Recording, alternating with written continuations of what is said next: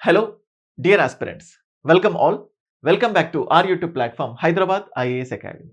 So guys UPSC civil సర్వీసెస్కి prepare అయ్యే స్టూడెంట్స్లో కొద్ది మంది ప్రిపరేషన్ అంటే ఖచ్చితంగా ఢిల్లీకి వెళ్ళాలి, ఢిల్లీలో చేస్తేనే ప్రిపరేషన్ అనే ఆలోచనతో కొంతమంది, ఎక్కడ ప్రిపేర్ అయినా కూడా పెద్దగా డిఫరెన్సెస్ ఉండవు అన్న ఆలోచనతో కొంతమంది.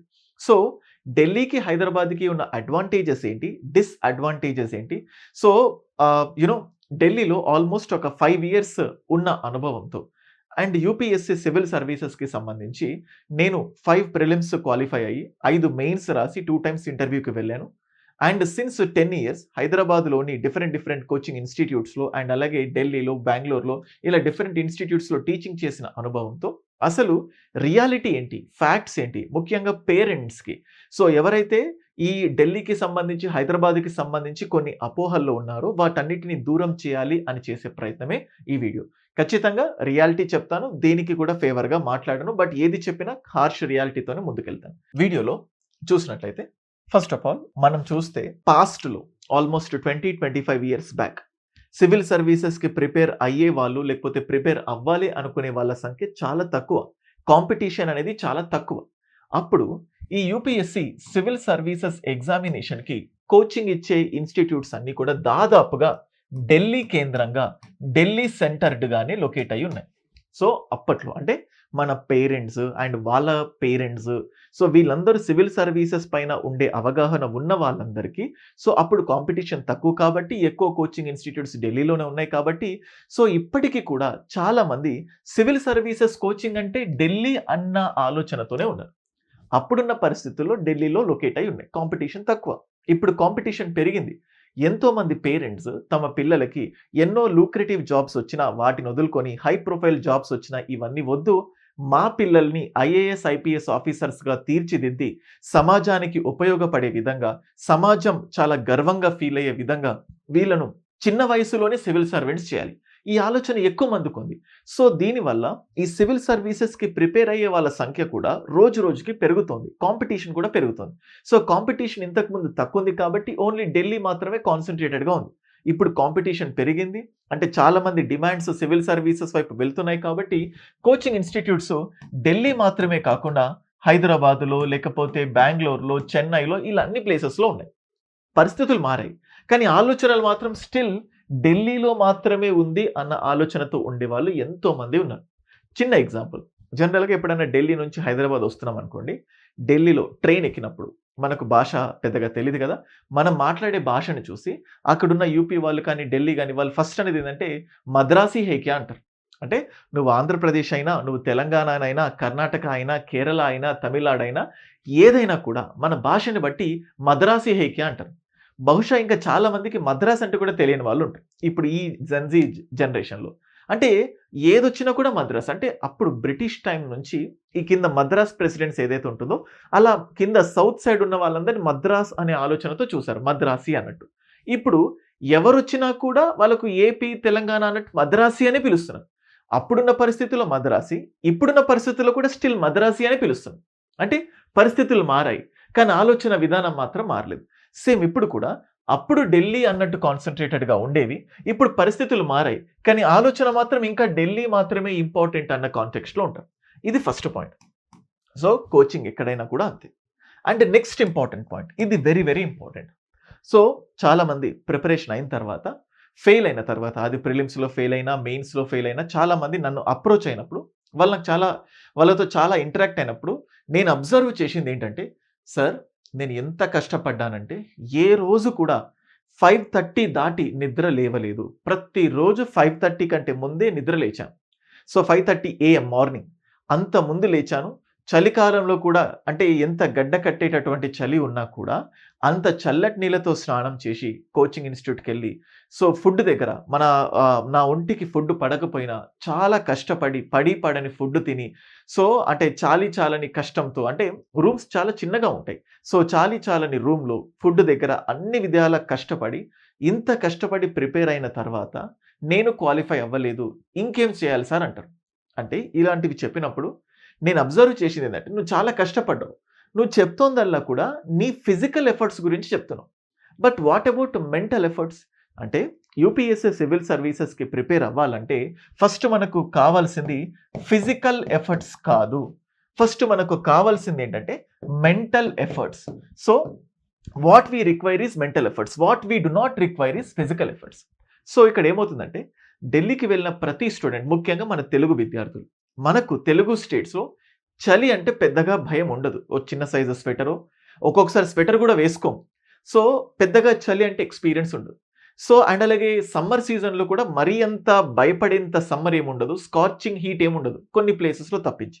కానీ ఢిల్లీకి వెళ్తే చాలా కాంట్రాస్ట్. ఎంత చలి అంటే మన హోల్ లైఫ్లో కూడా ఆ 20-25 సంవత్సరాల్లో ఎప్పుడు చూడనటువంటి చలి. ఆ చలికి అక్కడ తట్టుకోలేక, సో ఇంత చలి అంటే ఏదో బాగా కష్టపడేస్తున్నాం. సమ్మర్లో కూడా రూమ్ దాటి రీడింగ్ రూమ్కి వెళ్ళడం కానీ, కోచింగ్ ఇన్స్టిట్యూట్ దాటి రీడింగ్ రూమ్కి, అక్కడ నుంచి మళ్ళీ మన ఓన్ రూమ్కి వెళ్ళే టైంలో కూడా ఆ సమ్మర్ హీట్ని మనం భరించలేం, అంత కష్టంగా ఉంటుంది. అండ్ ఫుడ్ తినేటప్పుడు సో యూజువల్గా మన ఫుడ్ ఏదైతే ఉంటుందో అక్కడ కంప్లీట్గా కాంట్రాస్ట్ ఫుడ్, చపాతీ డామినేషన్తో, అక్కడ మసాలాస్ కానీ ఇవన్నీ కూడా వేరే ఫ్లేవర్తో ఉంటాయి. ఇవన్నీ పడవు. ఇవన్నీ పడకపోయినా చలికి తట్టుకోలేక, ఎండకు తట్టుకోలేక, ఫుడ్ భరించలేక అయినా కూడా ఇవన్నీ చేసి కష్టపడుతున్నాం. దేనికోసం కష్టపడుతున్నాం? సివిల్ సర్వీసెస్ కోసం కష్టపడుతున్నాం. అంటే వీళ్ళు పడే ఈ ఫిజికల్ కష్టాన్ని ఇంత కష్టం చేస్తున్నాడు కాబట్టి దేవుడు మన కష్టాన్ని గుర్తిస్తాడు. ఖచ్చితంగా మనం ప్రిపేర్. అంటే నువ్వు ఫోకస్ ఎక్కువ కూడా స్టిల్ దేనిపైన ఫోకస్ చేస్తున్నావు? ఫిజికల్ ఎఫర్ట్స్ పైన. ఇన్ఫ్యాక్ట్ ఆ పరిస్థితులు కూడా అలాగే తయారవుతాయి. మనకు తెలియని భాష. ఇప్పుడు చూడండి, హైదరాబాద్లో ఉన్నాం అనుకోండి, తెలుగు మనం కంప్లీట్గా సెక్యూర్డ్గా ఉంటాం. పెద్ద భయము, ఒక ఇన్సెక్యూర్గా ఫీల్ అవ్వం. మనకు తెలియని భాష ఢిల్లీలో.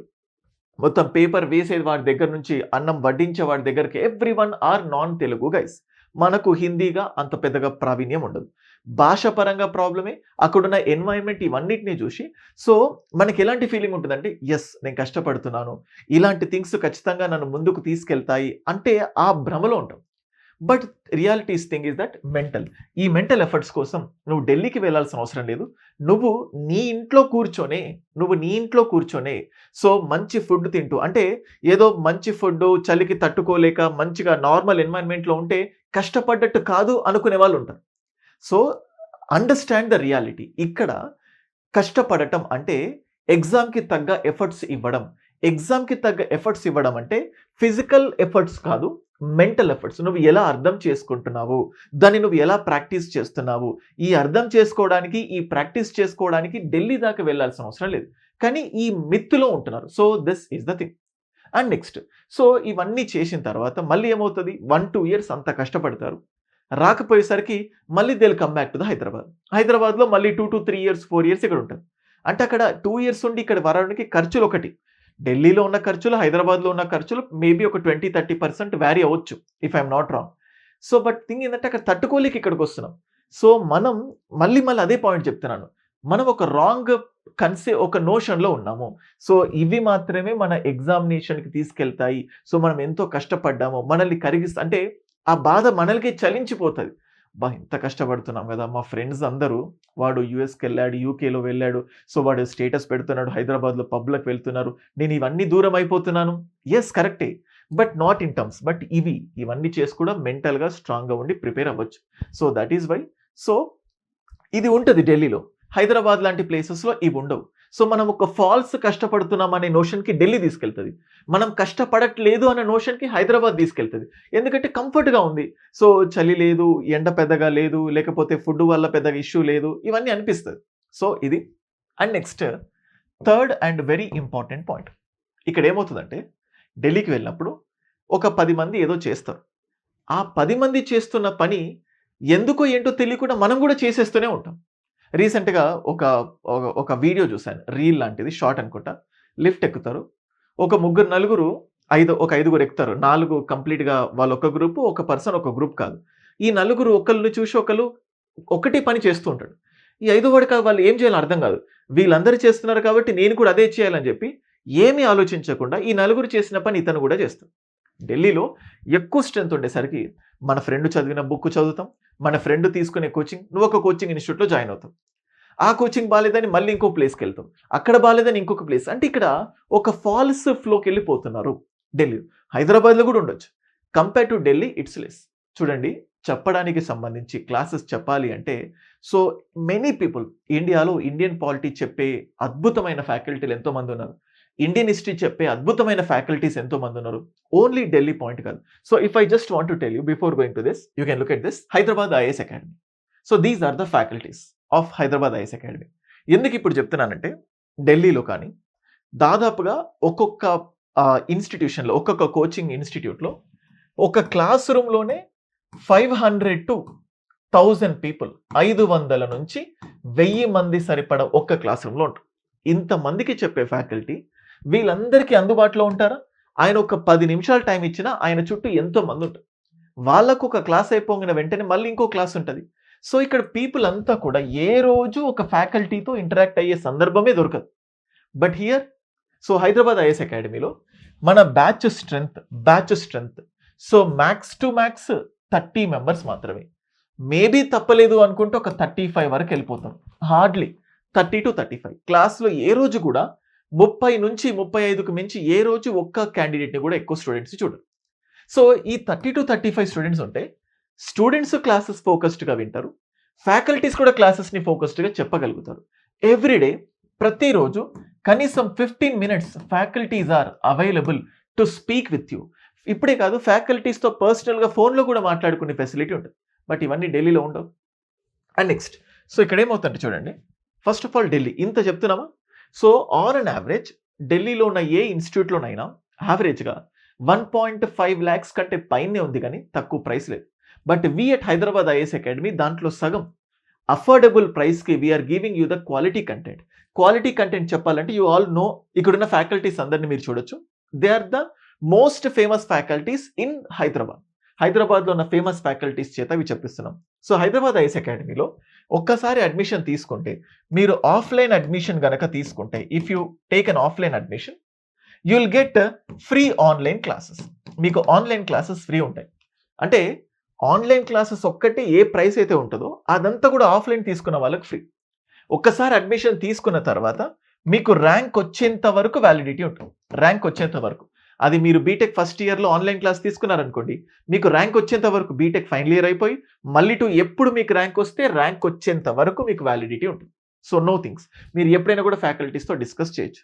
అండ్ ఖచ్చితంగా you will be provided a reading room. So join అయిన వాళ్ళందరికీ కూడా ఆఫీస్ స్పేస్లోనే, అకాడమీ ప్లేస్లోనే మీకు రీడింగ్ రూమ్ ఉంటుంది. మీకు కో స్టూడెంట్స్ ఉంటారు, మంచి పియర్ గ్రూప్ ఉంటుంది, వాళ్ళతో కలిపి మీరు డిస్కస్ చేసుకోవచ్చు. అండ్ నెక్స్ట్, మీరు ఇన్ని క్వాలిటీస్ ఉన్నాయి కదా, మీరు ఏమి క్వాలిటీలో కాంప్రమైజ్ అవ్వమని చెప్తున్నాం. సో అట్లీస్ట్ మీరు 5 డెమోస్, కనీసం మీరు 5 డెమో క్లాసులు, 1 కాదు 2 కాదు, కంటిన్యూగా 5 రోజులు డెమో క్లాసెస్ విన్న తర్వాతనే you can join in our academy. So and next, every week there will not be any week without test లేకుండా వీక్ అనేది ఉండదు. సో ఇన్ని ఫీచర్స్ ఉన్న హైదరాబాద్ ఐఏఎస్ అకాడమీ, ఇంతమంది best faculty, we know what is important in the context of examination. So ఏది important కాదు, ఏది important అనేది తెలుసు కాబట్టి మేము చాలా క్లియర్గా మీకు గైడ్ చేయగలుగుతాం. సో ఎవరైనా 2027లో సివిల్ సర్వీసెస్ క్రాక్ చేయాలన్నా, 28లో క్రాక్ చేయాలన్నా, సో బెస్ట్ ప్లాట్ఫామ్ కోసం and see every time the mentors will be available. So మీరు రాసిన ఆన్సర్స్ని ఇవాల్యుయేట్ చేసి, మీరు చేస్తున్న తప్పులేంటి, పొరపాట్లేంటి, ఇవన్నీ ఎప్పటికప్పుడు చెప్పి మిమ్మల్ని ముందుకు తీసుకెళ్ళడానికి 100% మేము బెనిఫిట్ చేస్తాం. So these are one of the important features of our academy. So అది గైస్, సో ఇది అంటే ఆ మిత్ ఏదైతే ఉందో చెప్తున్నాను. సో థర్డ్ థింగ్ ఏంటంటే, సో టెస్ట్ సిరీస్ 2-3 ప్లేసెస్కి వెళ్ళి టెస్ట్ సిరీస్ జాయిన్ అవుతారు. సో 3 or 4 బుక్స్ చదువుతారు. రీసెంట్గా యూపీఎస్సీ సివిల్ సర్వీసెస్ కండక్ట్ చేయాలి, మాక్ ఇంటర్వ్యూస్ కండక్ట్ చేయాలని నేను ఢిల్లీకి వెళ్ళినప్పుడు, సో ఆల్మోస్ట్ ఒక 8 years తర్వాత again I went back to Delhi, 7-8 years తర్వాత. So I observed everything. So పెద్దగా ఏం మారలేదు, కానీ అక్కడ కోచింగ్ ఇన్స్టిట్యూట్స్ అనే బిల్డింగ్స్ ఏవైతే ఉన్నాయో, అప్పుడున్న బిల్డింగ్స్ ఇప్పుడున్న బిల్డింగ్స్ ఇంకా స్ట్రెంత్ పెరిగిపోయింది. అంటే స్టిల్ ఇంకా ఏ నోషన్లో ఉన్నారంటే, సివిల్ సర్వీసెస్ ప్రిపరేషన్ అంటేనే ఢిల్లీకే వెళ్ళాలి. సో ఢిల్లీకి వెళ్ళిన తర్వాత సక్సెస్ రేషియో తీసుకోండి. ఢిల్లీలో మాత్రమే ఉండి సక్సెస్ అయిన వాళ్ళు, హైదరాబాద్లో ఉండి సక్సెస్ అయిన వాళ్ళ రేషియో తీసుకోండి. So the thing is that understand the reality. Quality of content is important. కానీ ఆ క్వాలిటీ ఆఫ్ కంటెంట్ వేలాది మంది విద్యార్థుల మధ్య విన్నప్పుడు నీకు అంతగా వెళ్ళదు, కానీ కష్టపడుతున్నాము అన్న ప్లేస్కి వెళ్ళిపోతాం. అయితే వన్ పాజిటివ్ ఏంటంటే, ఢిల్లీకి వెళ్తే ఎప్పుడు పడితే అప్పుడు ఇంటికి వెళ్ళలేం. సో, ఎప్పుడు పడితే అప్పుడు అందరు ఫ్రెండ్స్‌తో మాట్లాడలేం. ఎప్పుడు పడితే అప్పుడు సినిమాలకు వెళ్ళలేం. అంటే మనకు తెలియకుండా మన కోరికలన్నీ కొన్ని కట్ డౌన్ అవుతాయి. సో, ఎవరైనా ఢిల్లీకి వెళ్ళలేని వాళ్ళు హైదరాబాద్‌లోనే ఉంటూ ప్రిపేర్ అవ్వాలనుకుంటే, మీకు మీరు ఢిల్లీ లాంటి ఎకో సిస్టమ్‌ని క్రియేట్ చేసుకోవాలి. ఎలా? నేను మన స్టేట్‌లో లేను. నేను ఢిల్లీకెళ్ళాను, లేకపోతే ఇంకొక ప్లేస్‌కెళ్ళాను అని చెప్పి first of all mobile phone number తీసేసి, సో, మిగతా అంటే ఎందుకంటే ఈ సివిల్ సర్వీసెస్ ప్రిపరేషన్ చాలా కఠినంగా కూడుకున్నది. కొంచెం డీవియేట్ అయినా, కొంచెం డిస్ట్రాక్ట్ అయినా మళ్ళీ గాడిలో పడటానికి టైం పడతది. సో, మీకు మీరు కొంచెం ఐసోలేట్ అయిపోతే సరిపోతది. సో, ఆ ఢిల్లీ లాంటి ఎఫర్ట్స్ ఏదైతే ఉంటుందో, మెంటల్ ఎఫర్ట్స్ ఏవైతే ఉన్నాయో, ప్రాపర్‌గా క్లాసెస్ వింటూ, ప్రాపర్‌గా ఆ క్లాసెస్‌కి సంబంధించిన నోట్స్ చేసుకుంటూ, ప్రాపర్‌గా మెంటల్ ఎఫర్ట్స్ పెడితే you will definitely crack this exam. Okay. So, అందుకే ఆ డిఫరెన్సెస్ చెప్పాలి అన్న ప్రయత్నమే ఇది. I hope you will not understand me in a wrong manner. So, అప్పుడున్న పరిస్థితులు ఇప్పుడు లేవు. ఢిల్లీలో మీరు బాగా ఫిజికల్ ఎఫర్ట్స్‌కి లోనైపోయి, మీరు హార్డ్‌షిప్స్‌ని ఎదుర్కొంటారు. ఎలా హార్డ్‌షిప్స్? ఇంతకుముందు చెప్పినట్టు ఫుడ్ విషయంలో, నైబర్స్ విషయంలో, మాట్లాడే విషయంలో, రూమ్‌ల విషయంలో, టెంపరేచర్, క్లైమేట్ విషయంలో, ఎన్వైర్న్‌మెంటల్ కండిషన్స్ విషయంలో, ఏదో వేరే ప్రపంచంలోకెళ్ళాము అన్న ఫీలింగ్‌లో ఉంటాం. సో, ఎక్కువగా ఫిజికల్ ఎఫర్ట్సే పైన అక్కడ ఫోకస్ అవుతుంది. మెంటల్ ఎఫర్ట్స్ ఫోకస్ చేయలేకపోతున్నారు. ఎందుకు మెంటల్ ఎఫర్ట్ మనం పెట్టలేకపోతున్నాం అంటే, ఈ physical efforts will dominate mental efforts. చాలా చలి ఉందనుకోండి, అంత ఫ్లెక్సిబుల్‌గా నీకు చదవాలనిపించలేదు. అంటే ఫర్ సపోజ్ నీకు బాగా చదవాలనిపిస్తది. మైండ్ పని చేయాలంటే మైండ్‌కి మంచి ఫుడ్ వెళ్ళాలి. నువ్వు మంచి ఫుడ్ తీసుకోనప్పుడు నీ మైండ్ సరిగ్గా పనిచేయదు. అంటే నీ ఫిజికల్ ఎఫర్ట్స్ బాగోలేకపోతే, నీకు అనుకూలంగా లేకపోతే, అవి నీ మెంటల్ ఎఫర్ట్స్‌ని కూడా ప్రాబల్యం అంటే ఇంపాక్ట్ చూపిస్తాయి. సో, మంచి ఫుడ్ ఇంపార్టెంట్. అండ్ చూడండి, I stayed in Delhi almost 5 years అన్నాను గదా! ఎలాంటి పరిస్థితి ఉందంటే, వెరీ స్మాల్ రూమ్. ఒక బెడ్ అంటే మామూలుగా ఒక 2/6 బెడ్ ఉంటది గదా! ఆ ఒక బెడ్ అట్లాంటివి 2 అంటే ఒక 6/6 అంత రూమ్ అనుకోండి. బెడ్ ఉంటది. జస్ట్ కూర్చొని పెద్దగా నడవలేం. అసలు సన్‌లైట్ అనేది కించిత్తు కొంచెం కూడా ఉండేది కాదు. సన్‌లైట్ లేక విటమిన్ డి కంప్లీట్‌గా పోతది. మొత్తం అలాగే అంటే ప్రపంచంతో దూరం అయిపోయి ఎక్కువ కష్టపడేసి back pain problems, health problems, ఒక బకెట్ ఆఫ్ హెల్త్ ప్రాబ్లమ్స్‌తో I came back to Hyderabad. So, తర్వాత రియలైజ్ అయ్యాను. అక్కడ ఉన్నదేంటి? ఇక్కడ లేనిదేంటి? So, everything is same. ఇదంతా మన మైండ్. సో, మనం ఎలాంటి మెంటల్ ఎఫర్ట్స్ పెట్టడానికి మనల్ని మనం ట్యూన్ అప్ చేస్తున్నాం. అన్నిటికంటే ముందు నమ్మకం. మనం కొట్టగలుగుతాం. ఇక్కడుండైనా కొట్టగలుగుతాం. కానీ ప్రాపర్ పాత్ తెలియాలి. సో, ఏది ప్రాపర్ పాత్ అని చెప్పేసి. Again so, as I told you so, ఏదైనా సివిల్ సర్వీసెస్‌కి సంబంధించి ప్రిపరేషన్‌కి సంబంధించి ఏ డౌట్ ఉన్నా 9110556858 సో, ఇది నా WhatsApp number. You can WhatsApp me any time. Me doubts అన్ని క్లియర్ చేస్తాను. నేను ఈ వీడియోలో ఏది తప్పు చెప్పలేదనుకుంటున్నాను. సో, నేను చెప్పిన ప్రతి పాయింట్‌ని కొన్నిసార్లు రిపీటెడ్‌గా చెప్పినా అది అర్థం చేసుకునే మెచ్యూరిటీ మీకు ఉంటదని అనుకుంటున్నాను. So, there is nothing much difference. ముఖ్యంగా కంటెంట్ విషయంలో ఢిల్లీలో చెప్పే కంటెంట్, హైదరాబాద్‌లో చెప్పే content and there is no much differences. ఆన్‌లైన్‌లో కూడా సో, కొంతమంది దూరం ట్రావెల్ ఇన్‌ఫాక్ట్ హైదరాబాద్‌కి కూడా రాలేకపోతున్నారు. జస్ట్ ఆన్‌లైన్ ద్వారా కూడా మీరు గైడెన్స్ తీసుకొని, ఆన్‌లైన్ ద్వారా కూడా మీరు క్లాసెస్ తీసుకొని, రెగ్యులర్‌గా ఫ్యాకల్టీస్‌తో ఇంటరాక్ట్ అవుతూ కూడా కరెక్ట్ మెంటల్ ఎఫర్ట్స్ పెడితే ఖచ్చితంగా ర్యాంక్ వస్తుంది. ఓకే. So, thank you.